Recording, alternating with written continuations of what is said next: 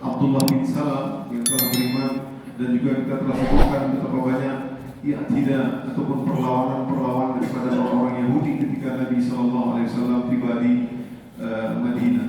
Dan semua kabilah Yahudi kala itu akhirnya semua adalah pengkhianat.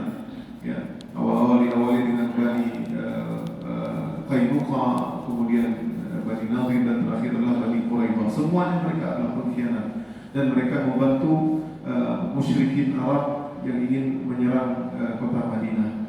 Dan juga kita telah sebutkan pada pertemuan yang lalu tentang tokoh munafik dari Madinah yang bernama Abdullah bin Ubay bin Salul, dan kisahnya sungguh sangat mengharukan. Artinya beliau tidak ingin beriman kepada Nabi Muhammad SAW lantaran karena hasad dan karena cemburu. Tak kala sampai di kota Madinah, ternyata yang jadi pemimpin adalah Rasul Nabi Muhammad SAW. Nah, insyaallah pada pertemuan ini kita akan membahas sedikit, mungkin sekali ataupun beberapa pertemuan, 2 atau 3 pertemuan nanti tentang kisah Bani Israel.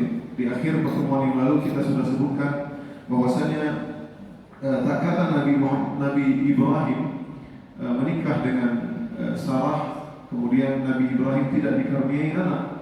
Bahkan dalam riwayat dalam Qasasul Anbiya disebutkan barulah setelah itu Nabi Ibrahim disuruh oleh Sarah untuk menikahi budaknya agar Nabi Ibrahim memiliki anak. Disebutkan tak kala itu Nabi Ibrahim berusia 100 tahun, dan setelah itu diberikanlah Hajar pembantunya, kemudian untuk dinikahi oleh Nabi Ibrahim, maka lahirlah Ismail. Nah, tak kala berlalulah tahun demi tahun sampai 14 tahun berikutnya.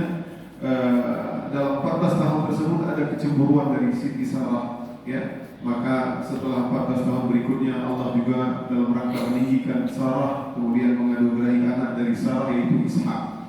Makanya dalam Qasasul Anbiya saya baca dalam Al-Quran disebutkan dalam satu surat Al-Quran, وَبَشَّرْنَاهُ بِإِسْحَاقَ نَبِيًّا مِنَ الصَّالِحِينَ وَبَارَكْنَا عَلَيْهِ وَعَلَى إِسْحَاقَ وَمِنْ ذُرِّيَّتِهِمَا مُحْسِنٌ وَظَالِمٌ لِنَفْسِهِ مُبِينٌ. Dan kemudian setelah dari Nabi Ibrahim lahirlah Ishak, nabiyyan minas shalihin, yaitu nabi dari orang-orang saleh. Wa barakna alaihi, dan kami berikan keberkahan atasnya, wa ala Ishak, dan kepada cucu-cucunya semua. Yaitu Nabi Ibrahim, Ishak, jadi diberkahi. Dalam hadis disebutkan an Abi Hurairah radhiyallahu anhu qala Rasulullah innal karim ibnal karim ibnal karim ibnal karim. Ya, ketika disebutkan tentang Nabi Yusuf, anak yang mulia, anak orang yang mulia, anak orang yang mulia, anak orang yang mulia, itu Yusuf bin Yakub bin Ishak bin Ibrahim dari jalur Sarah. Inilah pentingnya kita kaji bagaimana kisah ataupun sejarah bangsa Yahudi. Ya, karena mereka merasa wa inni faddaltuhum 'alal 'alamin. Karena dalam Al-Qur'an, aku lebihkan kalian daripada bangsa yang lain. Aku berkahi, ya. Jadi mereka adalah musuh terbesar Islam hari ini. Ya, bahkan sampai hari ini tidak selesai-selesai. Apalagi perebutan Palestina, apalagi pembunuhan, ya. Nah, maka sangatlah penting karena setelah nanti ada kisah di tahun 2 Hijriah, itu perang Badar, ya. Dan setelah itu peperangan, ya. Dan di antara orang-orang yang tokoh ataupun orang-orang yang berkhianat, ya, mereka adalah orang-orang Yahudi. Maka kita penting sekali untuk mengenal mereka. Dari mana sih mereka? Ya, dari siapa? Dari Nabi siapa? Baik. Zakar ahlul kitab anna Ishak tazawwaj, yaitu Nabi Ishak menikah dengan seorang istri yang bernama Rifqah. Ini kisah disebutkan oleh Ibnu Katsir dalam kitab Qasasul Anbiya, ya, Qasasul Anbiya. Dan kisah ini tidak ada dalam Al-Quran, ya. Jadi Ibnu Katsir menukilnya plek-plek dalam Perjanjian Lama, Perjanjian Baru. Perjanjian Lama itu Taurat, Perjanjian Baru itu Injil. Ya, nah beliau menunjukkan karena tidak ada di kita, cuma di dalam Al-Quran sedikit, dalam hadis sedikit, ya. Jadi beliau menukilkan. Nah, tentu dalam kita mempelajari ini kita perlu juga untuk mereview kembali, artinya Kalau tidak sesuai maka kita kritisi kisah tersebut. Nah, Ibnu Katsir membawakan dalam kitabnya Qasasul Anbiya. Ketika Ishak menikah dengan Rifqah bint Tuwailil, ya, nama-namanya aneh, Tuwailil dia bapaknya, ya. Rifqah, nama istrinya Rifqah. Karena umruhu arba'ina sana, umurnya 40 tahun. Jadi Ishak menikah. Ishak anak Ibrahim, ya, anaknya dari Ibrahim dan Sarah. Wa annaha kanat akhiran, ya, maka dia ini sebelumnya adalah mandul. Jadi 40 tahun sampai 40 tahun belum ada dikaruniai anak. Maka Ishak pun berdoa, fahamalat, maka lahirlah, maka dia mengandung, fawaladat tawamain, maka dia melahirkan dua orang laki-laki kembar. Awwaluhuma ismuhu Aisu, ya, wa huwa alladhi tasmiyatul Arab al-Ais, ya. Yang pertama lahir adalah al-Ais, Aisu, namanya Aisu. Wa huwa walidur Rum, dan inilah kakeknya Romawi hari ini. Ya, inilah bapaknya Romawi hari ini. Makanya orang-orang Romawi, orang-orang bule, ya. Nah, ini bapaknya ini tansab ke si Aisyah tersebut. Wathani wa huwa akhir bi akhihi, yang kedua lahir yaitu Yaqub, wa huwa Israil alladhi yantasibu ilaihi banu Israil. Nah, yang kedua lahir, yang kembar yang kedua lahir adalah Yaqub, ataupun dinamakan juga dengan Israil, dan dialah yang dinasabkan hari ini Banu Israil. Jadi nama Yaqub, nama lainnya adalah Banu Israil. Israil, bukan Banu Israil. Kalau Banu anak-anaknya Israil, Israil. Ya, ulama mengatakan bahwasanya apa makna Israil? Isra Abdul, il Allah, Abdullah. Makanya ada Bait Il, nanti kita akan belajari Bait Il, rumah Allah, ya, dalam bahasa mereka, ya. Wa kana Ishaq yuhibbu Aisu akthar min Yaqub. Bapaknya yaitu Ishaq sangat menyukai Aisu, yaitu kakak pertamanya, kakak tertuanya Aisu, akthar min Yaqub. Dia lebih sayang, lebih dicintai daripada Yaqub. Ya, terkadang beginilah, wallahu a'lam, ya, tapi sebenarnya dalam hal berkeluarga terkadang ada anak-anak yang mungkin lebih disayangi, mungkin lebih bapak lebih sayang si anak ini, ibu lebih sayang si anak tersebut, tetapi tidak boleh tidak adil. Ya, kecenderungan hati bisa saja terjadi, ya, antara anak-anak, dan juga begitu juga bagi mereka yang memiliki beberapa istri. Ya. Wa kanat ummuhuma, akan tetapi Rifqah istrinya Yaqub, istrinya Ishaq lebih mencintai Yaqub lebih kuat. Li'annahu al-asghar, karena dia adalah anak yang paling bungsu. Jadi Yaqub lebih disukai ibunya, sedangkan Aisu lebih disukai ayahnya karena anak pertama. Falamma kabura Ishaq, maka tak kala Ishaq sudah gede, sudah mulai besar, ya, dan selama ketika Ishaq sudah tua, yaitu bapaknya Aisu tadi, Ishaq sudah tua dan sudah buta matanya, ya, sudah penglihatannya sudah kabur dan sudah tidak nampak lagi. Dia ingin anaknya Aisu untuk membuat dia memasak dia satu makanan, ya, makanan dari padang pasir, ya. Dia memasak kambing, menyembelih kambing, kemudian untuk dia masak untuk bapaknya untuk diberkahi. Artinya untuk diberkahi, artinya kalau diberkahi, keberkahan berarti dia akan dijadikan nabi. Nah, ini tidak terdapat dalam Al-Quran, ya, tapi dinukilkan oleh Ibnu Katsir, ya. Liyubarik alaihi wa ya'ulahu. Jadi untuk kenabian itu dipindahkan, diberkahi, ya, diberkahi. Wa kana al-Ais sahibu sayd, ya, dan Ais ini hobinya adalah suka berburu. Nah, dia anak tertua, dia suka berburu, ya. Maka tak kala itu ibunya Rifqah mendengar tentang ini, maka Rifqah pun menyuruh adiknya yang bernama Yaqub untuk bikin hal yang serupa. Maka Rifqah pun menyuruh untuk adiknya Yaqub tersebut untuk menyembelih kambing dengan kambing yang terbaik, dan dia memasak makanan untuk dipersembahkan kepada bapaknya.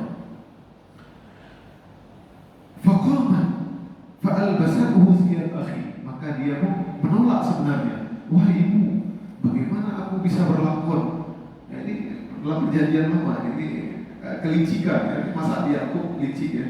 Jadi katanya kepada ibu, wahai aku pergilah ya, kamu gantikan soal ini, bapakmu mau mewariskan kenabian. Sekarang aku kan tidak sama sepertinya. Isu ini berbulu, dia berbulu, badannya tak lebih kuat ya, sepertiku. Gak apa-apa, kamu masak nanti karena bapakmu tidak bisa melihat lagi, kamu di lenganmu dan di lehermu kita pakaikan bulu-bulu domba, bulu-bulu kambing. Jadi ditipu bapaknya. Ini perjanjian namanya. Ditipu bapaknya. Jadi dan masak. Maka tak kalah dia karena dipaksa oleh ibunya, karena ibunya sangat sayang kepada Yakub. Maka tak kalah dia masuk, maka dia bapaknya bertanya kepadanya, "Man anta? Siapa engkau?" "Walada, aku Aisu, aku anakmu Aisu." Yang pertama ya, dia bilang ditipu sama Yakub ya. Ya, kemudian kesini. Maka bapaknya pun memeluknya. Bapaknya sudah buta ya. Ini kenabian subhanallah, perjanjian lama ini. Ya. Kata bapaknya, "Amma sawun fadamahu ilaih." Fasawat badanmu bau padang pasir, ini baunya isu. Wa amma sawun, akan tetapi suaramu suara Yakub. Bapaknya. Maka tak kalah, tapi ya artinya Ishak sudah diam saja. Artinya Ishak cuma ragu saja, tapi ini mungkin isu ya, dia bikin isu karena dia sudah tidak melihat lagi. Falamma akala, maka tak kalah dia makan selesai, maka dia pun mendoai keberkahan. Ya, mendoai keberkahan kepada Yakub tadi, sebenarnya yang isu ya, sebenarnya Yakub ya. Kemudian dia berdoa memperbanyak rezekinya dan anak-anaknya dan diberkahi, makanya anak-anaknya nanti akan menjadi seorang nabi. Nah, di versi Taurat ya, versi Perjanjian Lama dalam kitab Kejadian. Nah, jadi diberkahi ya. Kalau udah diberkahi berarti nanti yang jadi nabi adalah Yakub. Isu gak jadi nabi ya, Yakub itu menurut mereka. Ya, subhanallah. Jadi ini kalau kita katakan tidak boleh, ya, ini kita kritisi ya, karena dalam Islam kita nabi ini tidak boleh diperoleh dengan kelicikan. Bagaimana nabi tipu nabi? Ya. Nabi Ishak adalah seorang nabi, orang yang paling mulia di zaman tersebut ya. Ini aku misalkan nabi tipu nabi, tidak mungkin, nabi maksud ya. Tidak mungkin, tapi begitulah dalam kitab suci mereka udah ditukar-tukar ya. Dan ini dinukilkan oleh Ibnu Katsir. Mungkin sebagian benar karena ahli kitab yahrifu ya, suka yuharrifuna al-kalima an mawadhi'ihi ya, disebutkan beberapa di dalam Quran. Mereka suka tukar-tukar sesuai dengan keinginan hawa nafsu mereka dalam rangka untuk melegalkan Yakub tadi ya. Kemudian tak kala kembalinya isu dari perburuan tadi, dia sudah memasak dipersembahkan kepada bapaknya. Faqala lahu, siapa ini? Saya isu ayah. Kata ayahnya, bukankah kamu sudah datang 1 jam sebelumnya? Wa akaltu minhu wa da'awtulah, aku telah mendoakan keberkahan bagi dia. Faqala wallahi, akhirnya bukan aku tadi. Akhirnya dia tahu ini Yakub ini ya. Maka fawajada fi nafsihi alaihi wajran katsir, maka dia dendam sama adiknya karena kenabian sudah direbut paksa oleh adiknya. Ya, tadi ini luar biasa ini. Maka kita katakan ya, seandainya pun Ishak bisa ditipu oleh Yakub, maka Allah tidak mungkin ditipu. Nah, ini kekacauan ya, dalam versi ya, Perjanjian Lama. Makanya kenabian itu adalah amrun istifah, yaitu pilihan Allah. Allah yakhluqu ma yasha'u wa yakhtar. Allah yang memilih siapa yang Allah suka. Jadi bukan kenabian itu bukan boleh diperoleh ya. Kalau kita sungguh-sungguh kita berdoa nggak keluar rumah bertapa terus kita bisa dikasih kenabian, tidak. Karena nabi itu sudah istifah dari Allah. Jadi nggak boleh diperoleh dengan kelicikan, tidak. Ya, kalau kita katakan seorang bisa saja menjadi nabi, berarti kita mengingkari ada nabi terakhir lagi, nanti nggak ada Nabi Muhammad, ada nabi-nabi setelahnya, tidak. Mungkin wali bisa mencapai derajat wali Allah, karamah dan lain-lain, orang hamba Allah yang saleh, tapi istighfar. Masa kerasulan diperoleh dengan kelician? Seandainya Ishak boleh ditipu, tapi Allah tidak bisa ditipu, tidak mungkin ya. Nah, ini kecacatan dalam versi mereka. Al-Kisah selanjutnya, tak kala isu dendam dengan adiknya karena Nabi sudah direbut, maka ibunya mengetahui hal tersebut, maka ibunya berkata, menyuruh Yakub untuk pergi kepada saudaranya, ya, ila akhiha Laban, namanya Laban, di kota Haran. Haran itu satu kota di dekat Suriah hari ini, dekat Turki, ya, di Syam. Ya. Jadi memang mereka tinggal di Palestina dulu akhirnya. Wa ayyakun indahu ilahin yaskun, supaya dia tinggal di sana, kemudian dia bisa menikahi dengan anak pamannya. Jadi syariat dahulu ini biasa, ya. Mungkin awal-awal Islam dulu kita pun sering, ya, seperti misalkan Ali bin Abi Thalib menikah dengan anaknya Nabi Muhammad SAW. Jadi menikah saudara biasa dulu, ya, menikah dengan saudara. Wa yatazawwaj min banatihi, untuk menikah dengan anaknya.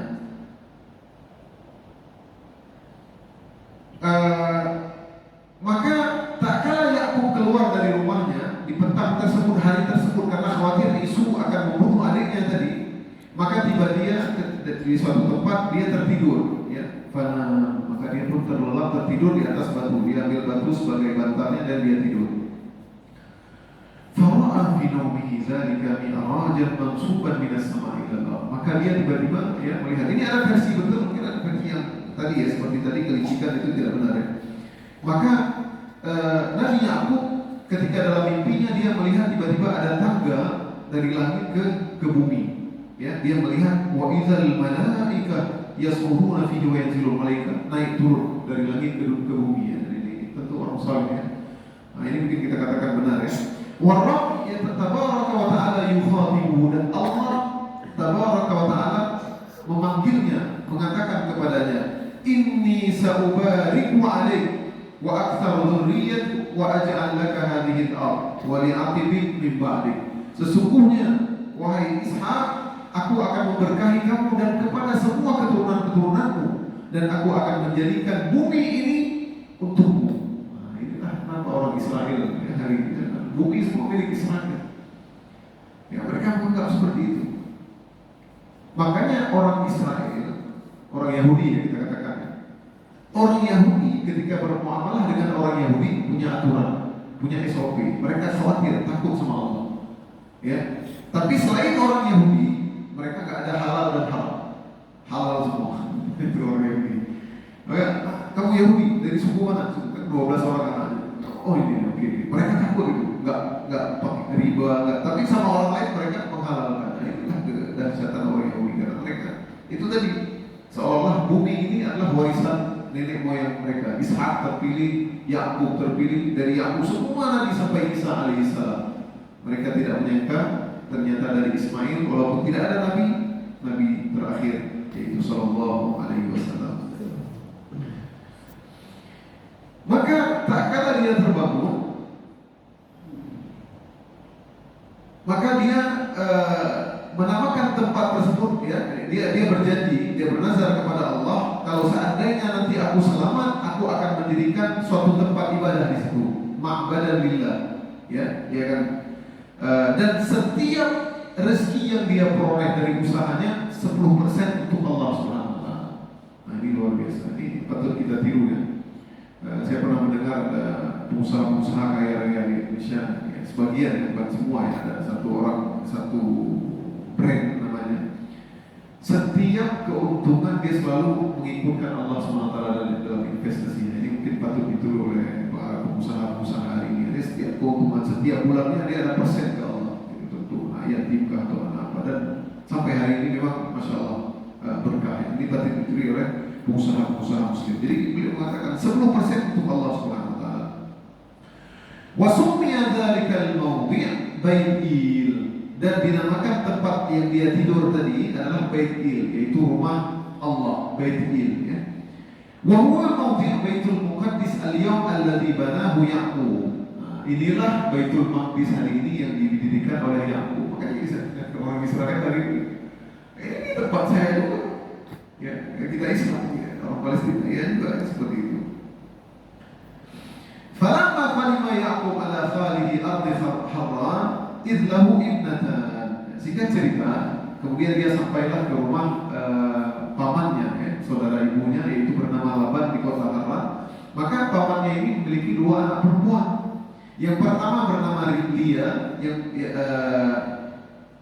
yang kedua adalah Rahil. Lia, satu namanya Lia kakaknya, yang kedua namanya Rahil. Ya, 2 orang perempuan. Nah, Rahil ini lebih cantik dari kakaknya. Kakaknya nggak terlalu cantik, kurang cantik. Ya, terkadang saudara kandung seperti itu, ada yang beda-beda ya. Maka Yakub tertarik sama adiknya. Ya, berkata kepada pamannya, boleh nggak saya menikahi anak paman? Boleh saya menikahi kamu, tapi saya dengan Rahil. Boleh, ya kata pamannya. Dengan syarat kamu kerja mengembala kambing. Nah, jadi Ishak mengembala kambing Nabi, ya. Makanya dalam hadis, wala nabiyyan illa illa ra'al ghanam. Dan semua nabi-nabi diutus dengan mengembala kambing, ya. Jadi ini mihnah yang mulia, pekerjaan yang mulia sebenarnya. Ya, karena mereka mengetahui bagaimana karakter watak manusia. Kambing ini makhluk yang lemah, bagaimana tidak dimakan serigala. Itu sebelum dia menjadi rasul. Ya, bagaimana Nabi Muhammad, bahkan Musa sendiri pun Allah bikin skenario akhirnya dia mengembala kambing. Padahal Musa adalah lahir dari anak raja, ya, anak angkatnya Fir'aun. Bagaimana mungkin bisa mengembala kambing? Tapi ternyata akhirnya Allah bikin agar dia mengembala kambing. Ya, tak kala dia memukul orang dari Fir'aun, kemudian dia lari ke kota Madian, akhirnya di sana pun dia mengembala kambing. Nah, pamannya setuju, maka dia pun setuju untuk bekerja dengan pamannya selama 7 tahun. Maka tak kala itu, ketika sudah diundang orang-orang berbikin walimahan, ya, wazaffa ilaihi lailan, maka tiba-tiba yang dihadirkan kepada Yakub tersebut bukan Rahil yang cantik tadi, tapi Lia, ya, kakaknya. Kok kakaknya nih? Ini berapa? Kata Yakub kepada pamannya, di mana tadi? Paman kenapa bukan Rahil, kok si Lia? Dia suka sama Rahil. Sedangkan saya hitbah si Rahil. Kata pamannya, innahu laysa min sunnatina an natazawwaj sughra qabla al-kubra. Bukanlah dari sunnah, dari adat Tanyo, dari adat kita ini, si kakak didahului adik. Adik tidak boleh menikahi adik sebelum kakak. Jadi dikasih kakak. Kata pamannya pintar, dari subhanallah. Fa in ahbabta ukhtaha fa'mal 70 sinin ukhra. Kalau kamu mau sama adiknya, kerja lagi 7 tahun, 14 tahun. 14 tahun. Kerja lagi 7 tahun lagi. Wa uzawwijukuma, maka kalian akan menikah. Jadi di syariat sebelumnya menikah saudara kandung tidak mengapa. Ya, kemudian turun ayat Al-Qur'an, wa an tajma'u bainal ukhtaini illa ma qad salaf. Ya. Maka dalam ayat Al-Qur'an kemudian syariat Nabi Muhammad SAW tidak dibolehkan lagi mengumpulkan 2 adik beradik karena nggak boleh memadu. Laki-laki boleh menikah 2, 3, 4, tapi dimadu adik beradik tidak, karena di situ ada kecemburuan, nggak boleh bisa memutuskan silaturahmi dan lain-lain. Ya, bahkan hari ini yang buat-buat seperti ini untuk kebal sakti, kita lihat dukun-dukun. Saya ingat dulu di Medan, maaf disebutkan pula, ada dukun Ahmad Suraji, pembunuhan massal, kalau masih ingat, 15 tahun yang lalu, ya, di kebun tebu mati semua orang, dia nikah adik beradik, bisa menikah adik beradik, nggak ada di syariat untuk mencapai kesaktian. Seperti itulah syaitan. Orang yang ingin menjadi sakti, dia akan menyuruh kepada hal-hal yang diharamkan Allah untuk dibuat. Jadi syariat kita tidak boleh lagi. Maka akhirnya pun Yakub menikah dengan Rahil. Jadi kerja 14 tahun. Ini pamannya karena nggak ada anak lagi. Ya, ini syarat seperti juga Nabi Musa. Ya, Tsamanina hijab, 8 tahun. Kamu kerja menikah putriku, kamu nggak ada apa-apa, saya nikahin tapi kerja 8 tahun, itu biasa. Nah, ini boleh bapak sekalian. Nanti kalau kita punya putri, ya, nanti kalau ada lelaki yang mungkin baik, ya, kita lihat dia bisa meneruskan usaha kita, ataupun dia mungkin kita pernah punya peternakan atau apa-apa, ya baik, soleh, maka kita bisa. Nah, dia nggak punya apa-apa, boleh saya kasih kamu, saya kasih kamu duit, ya, itu kamu jadikan mahar nikahin putri saya, bisa. Nah, inilah yang pernah terjadi di Mesir dulu. Saya pernah cerita di sini juga ketika tsunami dulu ada bapak seorang syekh namanya Syekh Kasrawi itu menawarkan kepada orang-orang Aceh, mau nggak kalian menikah dengan putri saya kasih? Ya nggak ada yang mau gitu. Bukan nggak ada yang mau, sebenarnya nggak ada yang berani. Ya. Saya mau berani tapi nggak enak sama abang-abang kelas zaman tersebut ya. Subhanallah. Hadirin yang dirahmati Allah SWT.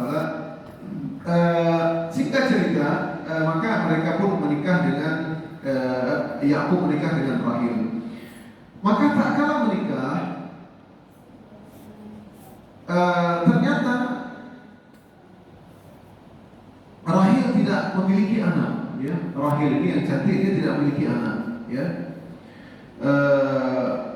dan dia pun akhirnya dan ternyata dari Lia tersebut Allah karuniai dia yang mungkin tidak cantik memiliki banyak anak. Ya, Lia diberikan oleh Allah aulada. Fakana awwalu man walada li Yaqub Rubel. Nah, makanya kita sebutkan di Bani Israel anaknya ada 12 orang ya. Yang pertama dari Lia tersebut nama anaknya Rubel, Simeon ya, atau Syamaun ya. Kalau bahasa Arabnya Syamaun, ya. Ada orang kadang namanya Syamaun ya. Kemudian Yahuda. Nah, inilah yang dinasabkan oleh Yahuda ya, di anaknya ketiga ya. Kemudian ternyata Lia ini punya budak juga namanya Zilfa, budak wanita. Jadi zaman dahulu ini kadang-kadang pembantu wanita punya budak seperti Sarah punya budak Hajar ya. Lia juga punya pembantu namanya Zilfa ataupun Zulfa. Dia menghibahkan kepada suaminya juga, kepada Yakub. Kemudian Rahil tadi karena dia mandul, dia menghibahkan kepada Yakub namanya Bilha, budak wanita juga. Karena Rahil tadi tidak punya anak, maka dia biar Yakub sayang kepada Rahil, dia hibahkan budak wanita untuk Yakub untuk dinikahi. Dan kemudian ada anak juga dari Bilha. Maka tak kalah Yakub menikahi ataupun berhubungan dengan Bilha, maka hamillah Bilha, kemudian lahirnya ada anaknya yang bernama dan Niftali ya. Dan Niftali atau namanya ini aneh. Juga akhirnya Lia karena khawatir Yakub lebih sayang kepada Rahil, ini sayang-sayangan adik-beradik ya. Dia pun hibahkan Zilfa kepada Yakub, maka lahirlah anaknya Jab wa Ishi ya, dua orang yang laki-laki ya. Kemudian dari Lia juga nanti lahir anak Isakhir ya. Kemudian yang keenam namanya Zabulun ya. Mereka punya anak perempuan satu orang dari Lia tadi namanya Dina. Jadi anak perempuan cuma satu orang disebutkan ya. Inilah dia anak-anak dari. Kemudian lama setelah itu summa da'at Allah Ta'ala Rahil. Kemudian Rahil pun berdoa kepada Allah karena dia tidak memiliki keturunan. Tiga orang ya. Dari istrinya Lia pertama ada anak, kemudian dari budak-budaknya ada anak, semua anak. Rahil tidak punya anak ya, dia berdoa pun ya. Kemudian Allah pun mendengar doanya ya. Fawaladat lahu ghulaman 'aziman. Maka kemudian dari Rahil tersebut yang cantik, yang mulia tersebut, maka lahirlah anaknya yang bernama Yusuf alaihissalam, dan setelahnya lahirnya Bunyamin ya, adiknya Yusuf. Baik, itu dia. Kalau kita sebutkan mereka ada 10 orang ya. Ada 12 orang ya. Kita sebutkan ya. Jadi Nabi Yakub memiliki 12 orang laki-laki dan Nabi Yakub Israel. Makanya Banu Israel dinasabkan kepada 12 orang anak Nabi Yakub tersebut. Ya, bukan kepada wanita. Ya, karena wanita kalau laki-laki dinasabkan kepada bapaknya ya. Jadi anak Nabi Yakub ada 12 orang ya. Nah, jadi ada Ruben, Yahuda, kemudian apa lagi? Lewi, Simeon, Samahun, Zabulun, Yaskar, ya, kemudian Dan, Naftali, Gad, Ashir, ya, namanya aneh-aneh. Kemudian Yusuf dan Bunyamin, yang terakhir dari Rahil. Jadi 12 orang inilah semua. Makanya tak kalah kemarin ya, ibu-ibu baca, bapak-bapak baca surah Al-A'raf ketika Nabi Musa ya juga menancapkan ketika minum di di oyun Musa, istilahnya kalau di Mesir hari ini ada 12 mata air karena setiap Bani Israel akan minum dan mereka tahu tempatnya masing-masing. Baik hadirin yang dirahmati Allah SWT, inilah yang ada dalam Qasasul Anbiya yang telah disebutkan oleh Imam Ibnu Katsir dalam kitabnya Qasasul Anbiya. Maka selanjutnya yang ada di kita adalah kisah tentang Nabi Yusuf alaihissalam. Ya, secara utusan 5 menit juga. Baik, setelah Ishak tentu kisah-kisah anak-anak yang lain tidak disebutkan dalam riwayat ya. Maka yang sampai kita adalah kisah Nabi Yusuf alaihissalam. Nabi Yusuf kan banyak anaknya Yakub ya yang menjadi nabi. Nah, jadi Yakub, Yusuf, Ayub seperti itu dan seterusnya. Nah, bagaimana kisah Nabi Yusuf? Jadi kita bacakan dari Yusuf nanti sampai ke Nabi Musa, kita akan ceritakan sedikit ya agar kita tahu bahwasanya bagaimana silsilah dari Bani Israel tersebut.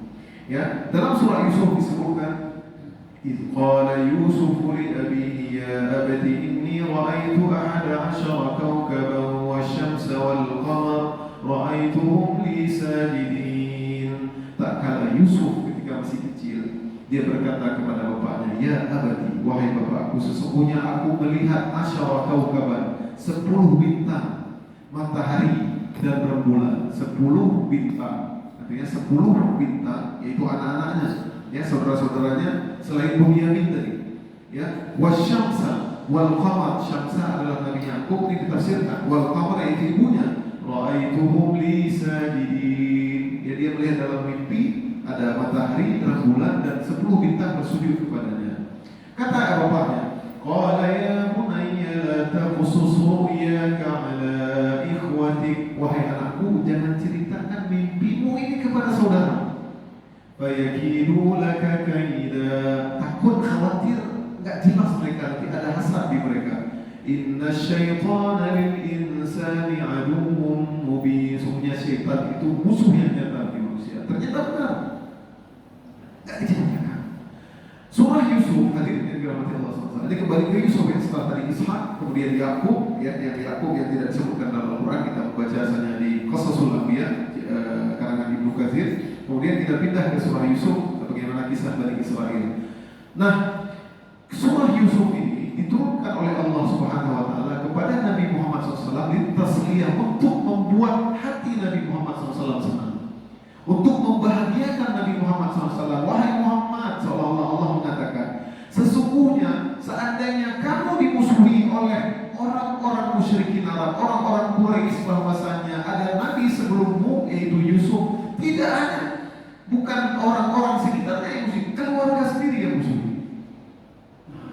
Jadi untuk biar lebih komplit ya Nabi Yusuf ini kisah ya. Makanya di sini disebutkan nahnu naqussu 'alaika ahsanal qasas, the best story, kisah terbaik. Ini kalau jadikan film hari ini, kalau kita lihat di YouTube ini macam-macam versinya. Ada yang bergambar Nabi Yusuf ya, kan bisa dibuat ya. Tapi sebagai kisahnya saja, mungkin kartun boleh kita nampakkan ya. Ini memang kisah terbaik dan kisahnya kisah nyata. Dan terkadang hadirin yang dirahmati Allah SWT, di antara pentingnya kita pelajari sirah sedikit lagi, Ustaz Irwandi. Ada hal-hal kelebihan, kata ulama mengomentari tentang bagaimana Nabi Yakub tidak boleh kasih tahu ke saudaranya karena nanti khawatir Nabi Yakub tahu nanti Yusuf akan menjadi nabi karena mimpi. Ya, Nabi Yakub tahu karena Nabi Yakub adalah nabi, ya, dia tidak tahu bahwasanya Yusuf akan menjadi nabi. Khawatir saudara-saudaranya, anaknya tadi siapa? Anaknya Lia, anaknya Zilfa, anaknya Bilha, ya, akan membuat makar, nggak suka karena ini anaknya Rahil, ya, akan membuat makar, nggak suka, ya. Makanya nanti di ayat berikutnya, إذ قالوا ليوسف وأخوه أحب إلى أبينا منا ونحن عصبة. Kok ayah lebih sayang sama Yusuf sama Bunyamin ya? Mulai ini setan dimulai. Nanti dia bagaimana nanti kita lanjutkan pada pertemuan yang akan datang ya. Tapi para ulama mengomentari ini, sesungguhnya kalau ada sesuatu kebaikan di kita, terkadang saudara sendiri pun menyojit beta-begah. Karena betapa banyak hari ini kita lihat terkadang terjadi permusuhan antara saudara-saudara. Itu ada saudara mungkin punya kelebihan, tidak boleh. Hari ini apalagi di zaman medsos kita posting semua macam-macam posting. Alhamdulillah rumah baru terbeli dengan 10 miliar, kita posting. Bahkan sebagian ulama mengatakan kalau ada orang bertanya kepada rumah berapa sudah punya rumah, berapa sudah punya mobil, tak usah jawab. Alhamdulillah, jawab saja Alhamdulillah. Kalau kita bilang kita kontrak belum punya rumah, kita dihina. Kita punya rumah banyak, kita dihasut. Ini bahaya. Alhamdulillah. Ada coba orang dengan rumah apa ini? Alhamdulillah. Itu sudah selesai. Terkadang orang hari ini kita alhamdulillah rumah Jakarta ada apa? Wah, kita bilang hati-hati ya. Karena orang hasad semua. Dan fakta terjadi nanti. Ada fakta terjadi, ada kisah. Ya, seorang istri, ibu-ibu terkadang juga ya. Ibu-ibu kadang-kadang suaminya baik, mungkin baik, kaya, soleh, kemudian setiap hari posting suaminya baik, suapin makanan, macam-macam. Ya, macam saya perlu macam-macam dikasih mungkin ada wanita-wanita yang tidak punya suami kaya seperti itu dihadiahin. Hari ini dihadiahin 2 mobil Alphard, di posting. Masya Allah, akhirnya orang dekat siapa suaminya? Ibu-ibu yang lain kepingin. Ibu-ibu yang lain mungkin tidak mendapat perlakuan suami seperti itu, tidak punya duit seperti itu, akhirnya Mbak, boleh suaminya dipoligami, insya Allah dia akan balik. Jadi suami kok nanti ada yang DM langsung akhirnya suami ibu mati kasih banyak ibu-ibu sekali. Maka ibu-ibu pun tahan juga. Tahan suami kita baik sekali, suami kita sayang, tahan apapun dia, kenikmatan terutama di dunia ibu-ibu. Ya, segala bentuk kenikmatan kalau bisa kita tahan. Bahkan untuk saudara sendiri kita tidak ini. Saya ingat ada waktu itu ya, ini pengalaman pribadi saya bawa ini tumbler air minum ketika di Jakarta masih bagus, cantik memang punya si adik ya. Saya bawa ngantarin, ada tetangga lihat, lama lihat tumbler tersebut. Subhanallah, pas saya bawa motor, tumbler jatuh pecah, airnya retak. Ya kita nggak tahu hasad ya, kita nggak tahu kita hasad orang, tapi ini yang sekecil itu yang kita ingin katakan ya. Dan ada teman juga, di mana agak rapotoji, kita nggak tahu lagi bawa agak rapotoji, alhamdulillah kita ikut. Tiba-tiba pas dia mutar dari apartemen, tergores itu, kena ujung. Jadi nggak tahu. Makanya segala bentuk kenikmatan ya kalau bisa kita simpan. Ya kalaupun mesti harus kita cerita mungkin sama orang tua ataupun sama istri pasangan kita sudah kita jangan sama adik kita belum tentu mengatakan kalau udah lain apalagi sama orang lain. Hadirin yang dirahmati Allah Subhanahu wa taala, mungkin cukup ini saja ya. Kisah Nabi Yusuf dan di antara faedah sirah juga kita akan mendapat bagaimana pelajaran-pelajaran yang penting di sini. Artinya ketika kita membahas sirah Nabi ya tentang Nabi Muhammad, sirah Nabi-Nabi yang lain, maka tentu di situ banyak pelajaran-pelajaran yang mungkin Allah ajarkan kita tidak hanya kepada para nabi dan juga untuk menjadi pelajaran bagi kita semua. Amin ya rabbal alamin. Semoga dengan pelajari sirah Nabi Muhammad dan sirah para anbiya yang lain membuat kita semakin yakin kepada Allah Subhanahu wa taala bahwasanya kehidupan dunia hanya sementara dan wal akhiratu khairun wa abqa. Semoga di hari ini hari Jumat kita memperbanyak membaca selawat kepada Nabi Muhammad SAW dan mudah-mudahan kita termasuk orang yang akan diberikan syafaat di hari akhirat kelak oleh Nabi kita Nabi Muhammad SAW. Aku qouli hadza wa astaghfirullah li wa lakum. Subhanakallahumma wa bihamdik asyhadu an la ilaha illa anta astaghfiruka wa atubu ilaik. Assalamualaikum warahmatullahi wabarakatuh.